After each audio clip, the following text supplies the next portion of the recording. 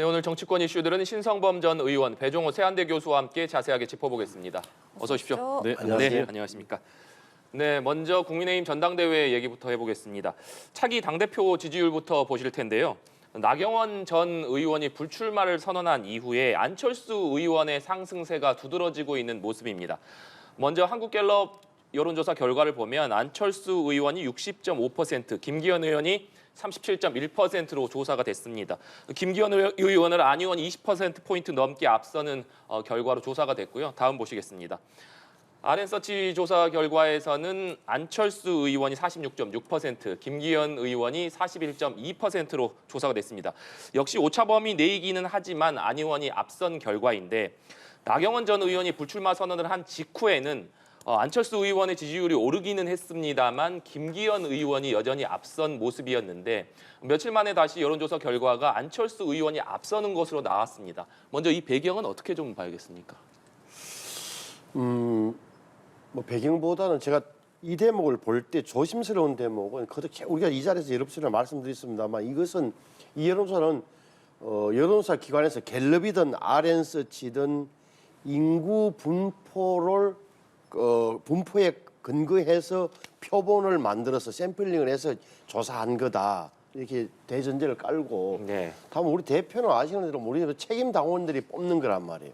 그 차이가 분명히 있다. 인구 분포와 우리 당원 분포와 조금 달라요. 무슨 뜻이냐면은 2030, 40이 지금 전체적으로 보면 인구 비율은 어떻게 보면 인구 변화 40 몇 % 되는데 실제 당원은 32%라고. 이게 한 9%, 8% 9%가 인구 비율보다 당원 숫자가 적어요. 50, 60, 70은 오히려 인구 분포는 43%인데 그 당원 비중은 68%. 뭐냐면 20 몇 %가 높아. 인구 비율보다. 이 지점 하나. 네. 또 지역적으로 보면 수도권이 우리가 2,600만 명이니까 전체 인구의 절반이 넘는데 당원은 37%로 적고 영남권이 인구 비율은 18%인데 당원 비율은 40% 정도, 41% 정도 돼요.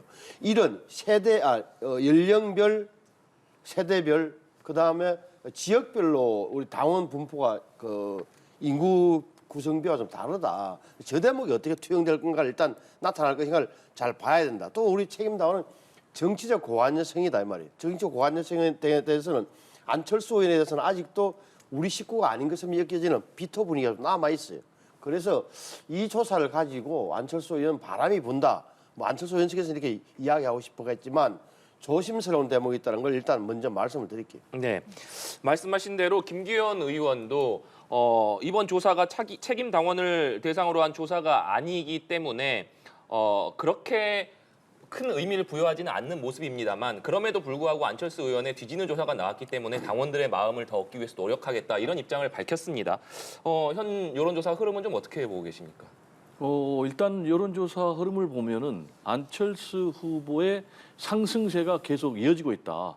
그리고 시간이 흐를수록 안철수 후보의 상승세가 더 심화되고 있다. 이렇게 나타나고 있어요. 다만 이것은 지금 여론조사고 여론조사 대상은 실제로 당대표 선거에 참여하는 책임당원이 아니고 국민의힘 지지층입니다. 그러면 여기서 국민의힘 지지층과 그리고 당대표 선거에 참여하는 책임당원의 여론조사가 과연 다를 것인가 라는 부분인데 그거는 알 수가 없어요. 일단 다르다고 전제하는 것도 문제가 있는 것이죠. 그리고 또 민심과 다르다고 보는 것도 문제가 있는 것이기 때문에 여론조사는 이제 하나의 추세를 반영하는 것은 틀림없기 때문에 일단 국민의힘 지지층에서 안철수 후보가 초반에 굉장히 약세를 보였는데 지금 갤럽 같은 경우는 거의 60% 지지율을 보이고 있다. 특히 그것도 국민의힘 지지층에서. 이 얘기는 국민의힘 지지층이 안철수 후보를 전통적인 국민의힘 사람이 아님에도 불구하고 지금 선택을 하고 있다라는 것은 부인할 수가 없어요. 그러면은 언제부터 이런 현상이 나타났느냐라는 것과 관련해서는 나경원 전 의원이 출마를 포기하면서 급상승했다라는 것 하나. 또 하나는 시간이 가면서 더 급상승세가 이루어지고 있다. 그러면 어떤 해석이 가능하냐면 나경원 전 의원 등 비롯해서 여러 주자들을 무리하게 주저앉히는 것에 대해서 국민의힘 지지층이 지금 반감을 갖고 있다라는 것 하나 볼 수가 있고요.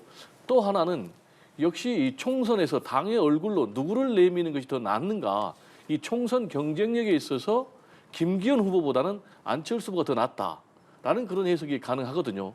다만 앞으로 이제 전당대회까지는 한 달 이상 남았기 때문에 이런 추세가 계속 갈지, 두 번째로는 실제 전당대회 투표에서 이 결과가 그대로 날지, 이건 좀 지켜봐야 될 대목입니다. 네, 더 지켜봐야 된다라는 부분에 있어서는 두 분 다 함께 말씀을 해주셨는데, 국민의힘 전당대회 마지막 변수 중 하나로 꼽혔던 유승민 전 의원이 어제 불출마 선언을 했습니다. 방금 보신 저희 여론조사 결과는 유 전 의원이 불출마 의사를 표하기 전에 이제 조사된 건데, 이 유 전 의원이 불출마를 선언함으로써 이 표심이 어디로 향할 것인가, 어떻게 좀 앞으로 여론의 향방을 보시는지도 그 궁금합니다. 안철수 의원이 여론조사 잘 나오는 걸 나경원 전 의원 지지층이 이동했다고 본 것은 표피적 분석이고, 오히려 유심히 봐야 될 때는 분위기예요, 분위기. 분위기라 하면 뭐냐면 대통령실에서 나경원 전 의원까지 어떻게 보면 거부를 하는 걸 보고 보수 진영 자체에서도 이렇게까지 할 필요가 있냐는 이야기를 하게 되잖아요. 이른바 보수 신문들, 보수의 언론의 사설, 칼럼 얼마나 많은 이야기를 했어요. 아, 대통령이 그렇게 무리할 필요는 뭐 있네. 나중에 너 대통령한테 부담이 될 것 아니냐라는 지적이 계속 나오는 저 지점이 오히려 안철수 의원에게는 굉장히 유리해진 거죠. 말을 바꾸면 대통령실이나 이른바 윤핵관들이 나경원 전 의원을 공격했던 것처럼 안철수 의원을 공격할 수 없는 지점이 생겨버린 거예요. 무리해서 공격할 필요가 없단 말이에요. 공격하면 오히려 반감만 더 생기게 되니까. 따라서 그런 점 때문에 어떻게 보면 안철수 의원이 바람을 좀 타게 된 거다 말씀을 좀 드리고 싶고, 그러니까 수평 이동이 아니다. 뭐 예를 들어서 나경원 전 의원이나 유승민 전 의원의 지지층이 안철수 쪽에 이동할 거라는 것도 그거는 좀 표피적 분석이다. 근데 왜 유승민 전 의원은 저렇게 할 수밖에 없느냐? 한마디로 하면은 의미 없다잖아요. 의미 없다. 고민했는데 내가 이 판에 들어가서 의미 없다. 성패를 떠나서 어떻게 보면 자기의 역할이 전혀 없는 거다. 많은 사람들은 차라리 나서서 깃발을 들고 장렬하게 산화해 주기를 바라지만, 그것은 야당 지지자층들이 가장 바라는 것이기도 하고, 또한 이게 무슨 의미가 있을까? 당원들이 나중에 알아줄 것도 아니라는 그 판단도 있는 거고. 여기서 뭐랄까, 뭐 1위, 2위, 3위, 4위까지 해본들 나중에 되면 다시 한 번 더 안철수 또는 김기현을 손을 들어주는 이런 상황까지 맞닥뜨리는 것은 자기가 볼 때는 안 맞다고 판단하는 거예요. 제가 볼 때는 저 판단은 정치로 보면 어떤 사람들은 굉장히 비겁하다고 이야기할지 모르지만 현실적 판단을 내릴 수밖에 없는 대목이 엿보인다라고 보이죠. 네, 유승민 전 의원이 출마하지 않겠다라고 밝히면서 쓴 글 중에 폭정을 막고 민주공화정을 지키는 소명을 다하겠다, 이런 얘기를 했습니다. 이건 어떤 의미로 좀 해석해야겠습니까? 반윤 기치를 분명하게 내건 것이죠. 그 전에 이제 다른 메시지를 보면은 민심만 보고 새로운 길을 개척하겠다. 그러면 이제 민심 보고 새로운 길을 개척하겠다라는 것은 제가 볼 때는 신당 창당을 얘기한 거라고 볼 수밖에 없어요. 지금 이제 국민의힘 소속인데 새로운 길은 뭐겠습니까? 신당 창당밖에 없는 것이죠. 특히 정치 변화, 그리고 혁신을 원하는 시민들과 함께 하겠다. 그리고 더 나아가서는 말씀하신 대로 폭정을 막고 민주공화정을 지키는 그런 사명을 다하겠다. 라면서 이제 반윤 기치를 분명히 했는데, 우리가 아시겠지만 이제 유승민 전 의원 같은 경우는 박근혜 전 대통령하고도 확실하게 대립각을 세웠고, 그 과정에서 결국 이제 이별했고, 그리고 더 나아가서 이제 탄핵의 대열에 합류해서 앞장을 서가지고 탄핵을 한 그런 분인데, 여기서 이제 민주공화정의 가치를 다시 내걸고 폭정을 막겠다.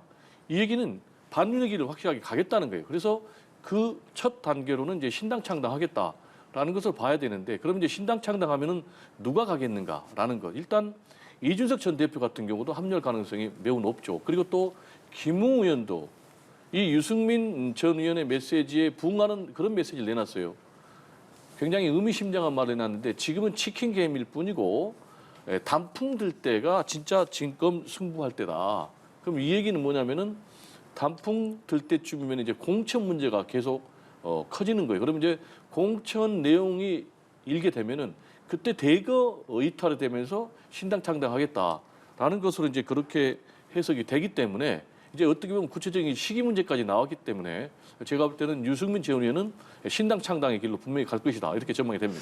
네, 지금 백 교수님께서 지금 신당 창당을 전망해 주셨는데, 근데 유승민 전 의원 같은 경우에는 사실 바른정당, 그러니까 그 당시에 새누리당을 탈당해서 바른정당을 창당하기도 했었고 이후에 바른미래당 뭐 다시 국민의힘으로 돌아오긴 했습니다만 그동안 배신자 프레임이라고 할까요? 이것 때문에 본인의 지역구였던 대구에서도 많은 좀 고충을 겪지 않았습니까? 그렇기 때문에 실제로 유승민 전 의원이 다시 당을 떠나서 신당을 만들 것이냐? 가능성이 없어요. 미안한데 가능성이 없다고. 신당 가능성은 뭐 정치가 흔히 다 생물이니까 뭐 제가 이렇게 단언적으로 표현하는 게 좀 어색한데 제가 보기에는 신당 이야기하는 게 아니다. 다시 말하면은 인내하면서 때를 기다리겠다. 국민들이 자기를 불러줄 때까지 기다릴 수밖에 없는 처지다라는 게 이 신당으로 바로 연결시키는 것은 그냥 단견이다. 좀 봐야 된다. 왜 그러면은 의미 없다는 얘기를 왜 자꾸 강조해서 했을까? 이게 보면은 뭐랄까 이게 당 대표가 안 되는 것은 분명하고 나가서 뭔가를 메시지를 던지고 하는 게 의미 있다고들 옆에서 많이 부추겼지만 따지고 보면 여기서 한 번 더 온 국민들은 이미 유승민을 진입을 막기 위해서 100% 당원 투표를 바꿨다는 것도 알고 있어요. 하지만 그럼에도 불구하고 이 바뀐 이 룰에 의해서 불리해졌지만 이게 다시 한번 도전했다가 처참하게 패배하는 순간 다른 사람으로 다 잊어버려요. 또 졌네. 그 확인된단 말이에요. 저 유승민 의원은 당내에서 아직도 인정을 못 받는 거라는 사실을 확인 사살 시켜줄 필요까지 뭐 있냐고 판단을 했을 거예요. 제가 짐작한 데는. 그 다음에 가장 큰 그래서 자신은 의미 없다. 여기서 내가 뭘 위해서 나서야 되느냐는 그 이야기를 하고 있는 거다. 제 눈에는 그렇게 비춰지고 신당은 너무 앞서가는 이야기. 예, 말 그대로 인내하면서 때를 기다리겠다라는 의미다 이런 말씀이십니다. 자, 이런 가운데서 안철수 의원이 김장연대가 맞는지 윤심이 정말 김기현 의원인지 등 많은 것이 사실과 다를 수 있다 이렇게 언급을 하면서 자신과 윤 대통령의 관계를 손흥민과 케인의 승리의 조합이다 이렇게 비유를 했습니다. 이 안철수 의원의 발언은 좀 어떻게 보십니까? 일단 안철수 의원의 전략은 범윤 전략이에요. 그러니까 친윤 세력도 껴안고 또 비윤 세력까지도 껴안을 수 있는 그런 후보다. 이 얘기는 뭐냐면은 지금 김기현 후보 같은 경우는 친윤 단일 후보를 가지고 쇠물이라는 그런 전략을 선택하고 있는데 그렇게만 가지고는 총선에서 승리할 수 없다라는 거예요. 즉 다시 말하면 윤심 플러스 알파.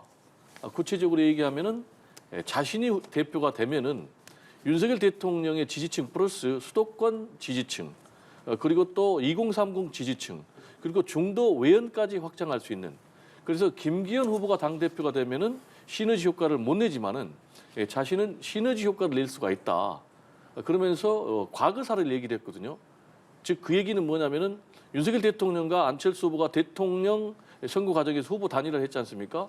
그리고 정권 교체를 성공했지 않습니까? 그래서 자신이 당대표가 되면 총선에서 승리하고 그리고 그 여세를 몰아서 정권 재창출에 갈 수가 있지만은 김기현 후보는 결국 윤심에 머무르기 때문에 총선에서 실패할 것이다.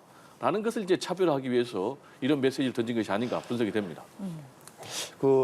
앞으로 안철수, 김기현 의원 간에 전선이 두 개가 생길 겁니다. 첫째는 안철수 의원은 끊임없이 김기현 의원 안철수에 대해서 당신 대권 후보잖아. 대권 후보가 되면은 당대표가 되면은 의원들을 자기 세력으로 심기 위해서 줄을 세울 테고 공천부터 관여할 거다. 이게 윤석열 대통령 정부에게 초기에 엄청난 부담이 될 거다. 그래서 대권 후보로는 안 된다. 차라리 불출마 선언을 하라고 압박을 할 테고 여기에 대해서 안철수 의원은 무슨 소리야? 나야말로 윤석열 정부의 성공을 원하는 사람이야. 왜? 총선에서 이겨야 되고 내가 총선에서 이겨야 나의 정치적 미래도 보장되는 사실을 내가 누구보다 잘 알기 때문에 대통령과 척질 일 없다. 이렇게 방어를 할 거예요. 또 하나는 바로 수도권 문제예요. 수도권에 결국은 안철수 의원은 수도권에서 먹히는 후보다라는 점을 강조할 테고 김기현 의원은 그런데 출신 지역이 아니라 우리 정치력과 뭐랄까 조직력으로 돌파해낼 수 있는 그런 사람을 원할 거다. 이런 논리로 부딪히게 될 거다. 보는 건데 지금 아까 말씀드렸지만 오히려 변수가 하나 생기는 게 대통령과 윤석열 대통령과 이른바 윤석열 대통령의 마음을 알고 있다는 사람들이 이제 더 이상 안철수 의원을 공격하기 어렵게 되어 있는 구조가 안철수 의원의 굉장히 유리해진 거예요. 그 김기현 의원은 조심스러운데 뭐 이런 거예요. 야, 아무리 당원 100% 할지라도 저렇게 차이가 많이 나요. 여론조사 기록해서 차이가 벌어지면 야, 김기현 의원 위험해지는 거 아니냐 이렇게 되면 당원들도 생각이 바뀔 수 있단 말이에요. 이 대목이 김기현 의원으로서는 큰 위기 요인이고 안철수 의원으로서는 큰 득점 요인이 될 수 있다. 물론 어떻게 될지는 몰라요. 네. 아직 한 달 남아있기 때문에. 네. 이런 가운데 김기현 의원이 배구 선수 김연경, 가수 남진 씨와 함께 찍은 사진을 SNS에 올리면서 이들이 자신을 지지하는 듯한 설명을 달았다가 당사자들이 부인하면서 논란이 되고 있습니다. 김 의원은 그 자리를 주선했던 지인을 통해서 동의를 얻었다라고 말을 했지만 안철수 의원은 이 총선 때라면 완전히 망했다 이렇게 비판을 하고 있는 모습인데 이번 논란에 대해서는 좀 어떻게 보십니까? 그러니까 김기현 의원의 마음이 급해 놓으니까 이게 유명한 인사들 김연경 씨와 남진 만나니까 누가 가운데서 막 제가 보기에는 아마 소개를 했겠죠. 그러니까 또 꽃다발로 갔다 오고 하니까 네. 뭐 잘은 뭐 인기도 있다 이렇게 이야기하고 싶었던 건데 좀 성급했던 거고 그렇다고 해서 안철수 의원이 또 양말 뭐 해진 거 나와서 네. 그 모양도 좋아 보이지는 않는다. 이런 대목이 다 지금 신경전의 반영 아니겠느냐. 작은 문제라고 봐야죠. 네, 제가 볼 때 좀 상당히 좋지 않은 악재예요. 왜 이런 악재가 발생했냐면은 이제 무리한 그런 이제 홍보가 빚은 결과인데요. 지금 이제 김기현 후보 같은 경우 대세몰이를 하고 있지 않습니까? 지나치게 이제 대세몰이를 하다 보니까 결국 이제 우연히 만난 선수 김연경 그리고 또 가수 남진 이 두 사람하고 또 사진을 찍었는데 이걸 뭐 자신을 마치 지지하는 것처럼 그렇게 메시지를 냈는데 이건 이제 사실과 다른 부분이거든요. 그러다 보니까 이제 김연경 그리고 또 남진 이 두 사람이 전혀 아니다라고 지금 해명까지 하는 문제제기까지 하는 그런 상황. 그러면은 이런 문제제기가 들어오면은 깔끔하게 이걸 사실관계를 바로 잡아주고 또 잘못했으면 사과를 했으면 됐는데 지금 거기에 대해서 또 사실과 다른 그런 해명을 하다 보니까 안철수 후보 측에서 거짓 홍보 플러스 지금 거짓 해명까지 하고 있다라는 공격을 받으면서 이게 사소한 해프닝으로 끝날 수 있는 것이 상당히 좀 좋지 않은 그런 악재로 커지고 있어요. 특히 지금 위기 상황에 이런 문제가 커지니까 더 데미지가 좀 심각한 그런 일이 벌어지고 있는데 저는 지금 국민의힘 전당대회 특히 이제 김기현 후보 행배를 보면서 굉장히 좀 부적절하게 느끼는 것은 대세몰이 뭐 체육관에서 뭐 8천 명이나 이건 굉장히 구태 그런 정치 모습이거든요. 지금 얼마나 경제가 엄중하고 지금 민생 위기가 심각합니까? 좀 이런 문제에 대해서 집권당의 대표가 되겠다는 사람이면은 확실한 좀 민생 해법을 내놓는다라든지 경제 위기 해법을 내놓는다라든지 보수가 지향해야 될 가치와 비전을 내놓는다라든지 이런 것은 전혀 하지 않고 대세몰이만 하다 보니까 결국은 안철수 후보에게 완전 역전당하는 특히 지금 갤럽 여론조사를 보면 굉장히 위험한 게 TK, PK 지역에서도 지금 안철수 후보가 거의 60% 지지를 받고 있거든요. 그래서 우리 신의원께서 잠깐 언급을 했지만 이렇게 여론조사에서 지나치게 큰 차이가 나면 여론조사가 당심을 견인하는 그런 결과. 그래서 김기현 후보가 대세몰이를 시작을 했지만 거꾸로 안철수 후보가 대세몰이를 할 수 있는 그런 역전된 상황이 나타날 가능성도 없지 않다. 이렇게 좀 전망이 됩니다. 네, 알겠습니다. 저희는 민주당 이야기도 좀 해보겠습니다. 민주당은 대정부 공세를 강화하는 모습입니다. 특히 김건희 여사의 주가 조작 의혹을 집중적으로 부각하고 있는 상황인데요. 관련해서 여야 지도부의 발언 듣고 오겠습니다. 김건희 여사가 주가 조작에 관여했다는 증거는 차고 넘칩니다. 만일 김건희 여사가 일반 피의자였다면 진작 구속됐을 것입니다. 남편이 검사 출신이고 대통령이라는 이유로 법이 저절로 피해가고 검찰이 알아서 소환도 하지 않는 것은 법치도 상식도 공정도 아닙니다. 지금 와서 무슨 특검 TF 만들어서 한다는 것은 정치적으로 이 상처 내기에 다름 아니다. 저희들은 그렇게 보고 있죠. 지난 대선 기간에 얼마나 철저하게 검증하고 수사하고 했겠습니까? 예, 민주당이 김건희 여사의 주가 조작 의혹과 관련해서 특검 도입을 위한 TF를 오늘 공식적으로 출범시켰습니다. 주호영 원내대표는 들으신 것처럼 정치적 상처내기다 이렇게 비판을 했는데 민주당의 김 여사 특검 추진 어떻게 보고 계십니까? 그러니까 뭐 제 눈에는 이제 이재명 대표를 검찰이 계속 이렇게 공격하고 뭐 구속영까지 칠 것 같으니까 결국 다시 한 번 더 윤석열 정부의 가장 약점으로 국민들이 판단하고 있는 걸로 보여지는 김건희 여사를 물고 늘어지는 이런 문제인데 뭐 제가 보기에는 뭐 글쎄요.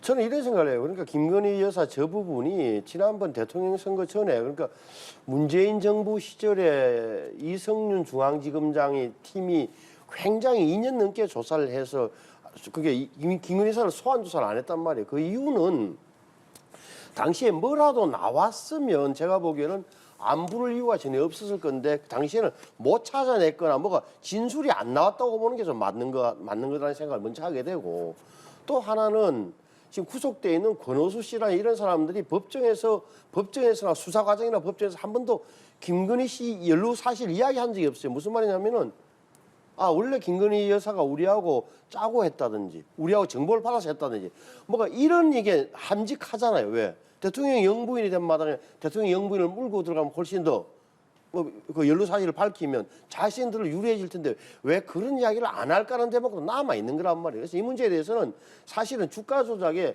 주범, 종범, 무슨 뭐 그냥 연루자들 이게 법률적으로 복잡한 사안에서 간단하게 그냥 돈 예를 들어서 자 계좌 빌려주세요. 돈 늘려줄게요.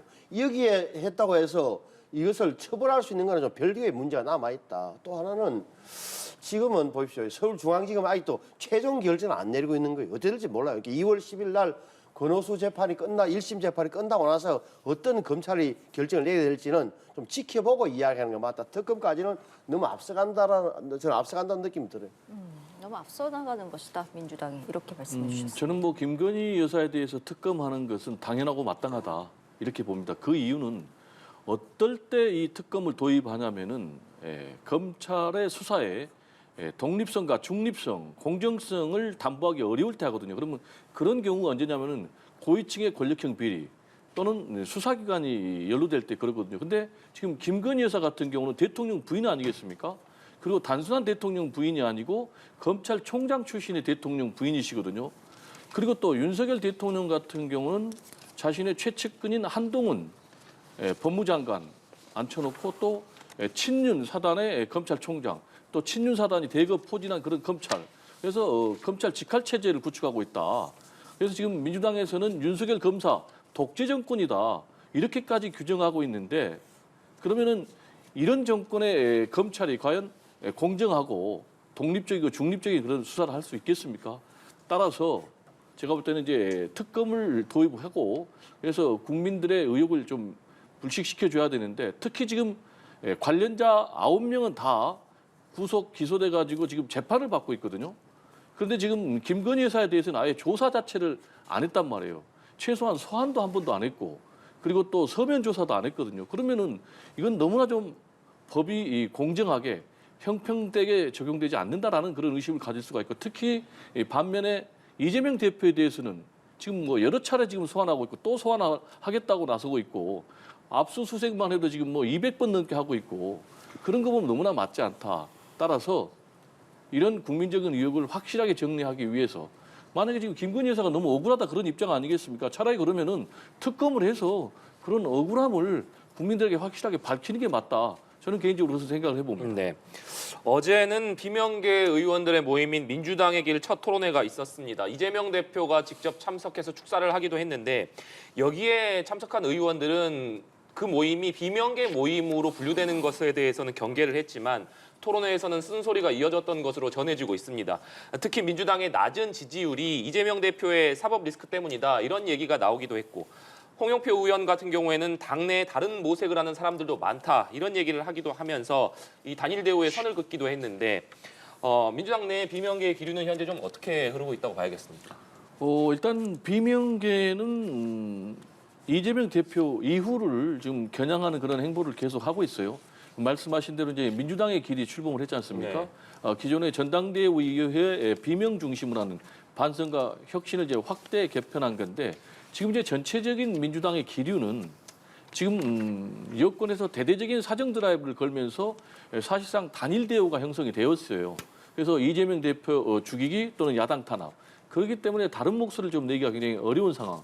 그러면서도 이제 비명계는 여러 가지를 좀 복합적으로 생각을 해서 새 결집에 나서고 있는데 아마 제가 볼 때는 대표적인 것이 공천을 겨냥한 그런 행보다라고 생각할 수밖에 없는데 지금 상황에서는 말씀드린 대로 지금 여권에서 대대적인 사정 드라이브를 걸고 있기 때문에 오히려 지금 이재명 체제가 공고히 되는 그런 역설적인 상황이 벌어져 있고 그런 상황에서 비명계의 목소리를 낼 수 없는 그런 역설적인 상황이 지금 펼쳐지고 있다 이렇게 저는 봅니다. 알겠습니다.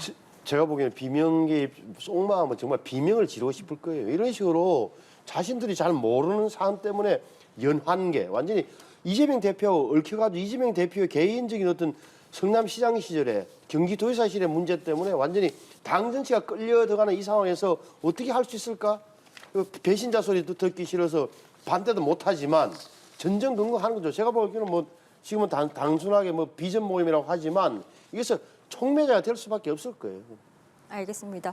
저희 오늘 두 분 말씀 여기까지 듣겠습니다. 지금까지 신성범 전 의원, 배종호 세한대 교수와 함께했습니다. 고맙습니다. 네, 감사합니다.